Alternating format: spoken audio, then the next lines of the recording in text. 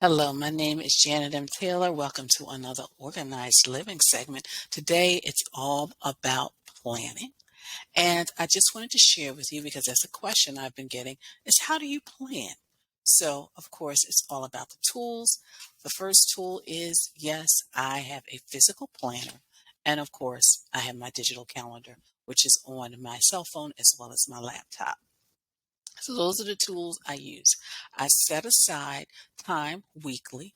It could be Saturday, it could be Sunday, where I just sit down and I plan my entire week. And because my week is a little bit um, more, I guess, flexible, a little bit different than most people, because a lot of people just have a 9 to 5.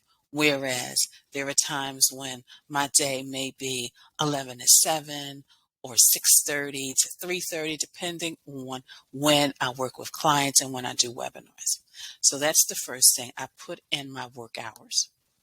Then I also make sure I put in all of those things that I need to do in my life. I need to do laundry. I need to make sure I do my meal prep, which is usually on Saturday mornings, unless something comes up. And of course, when I can do my cleaning, because I don't like doing all of that on Saturday. I rather kind of schedule it throughout the week so I can actually have my weekends to myself. So I put my work schedule in, I put my life schedule in, and then I make sure I also put in my exercise schedule because I like to do a little variety when it comes to exercising. Sometimes I'm walking, sometimes I'm exercising.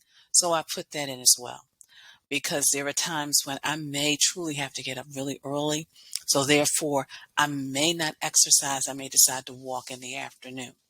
So that helps me balance the work life, the home life, and of course, just my health and well being. And of course, once I do that, then I kind of can look from day to day and see what I can realistically do.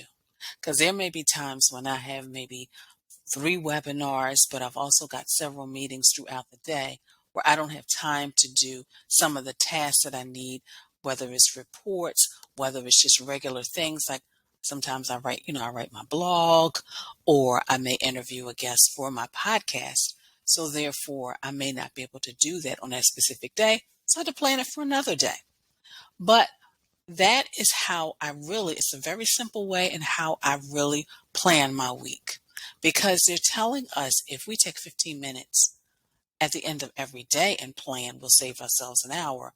But if we take an hour and really plan something, we'll save ourselves 3 to 4 and execution because you'll already have your schedule, you'll already have your routine, and therefore you can get your work done, you can get your workout in, you can make sure you eat healthy, you can make sure you maintain your home, and then of course most of all you can make sure that you are not overwhelmed by the clutter and the chaos that can sometimes surround you when you are unorganized.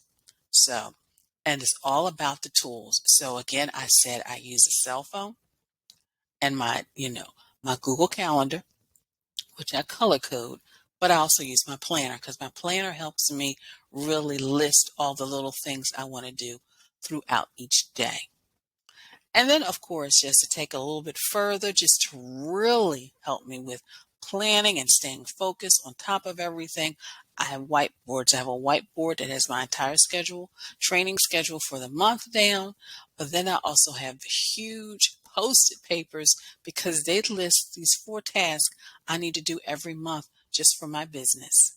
But then I also make sure that I have the same post-its for things I need to do in my life as well because I'm a very visual person and it helps me stay on focus, stay on target, but also allow me to feel like I am living that totally organized life.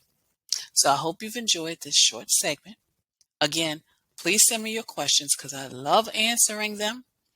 And, until next time, you have a clutter-free day.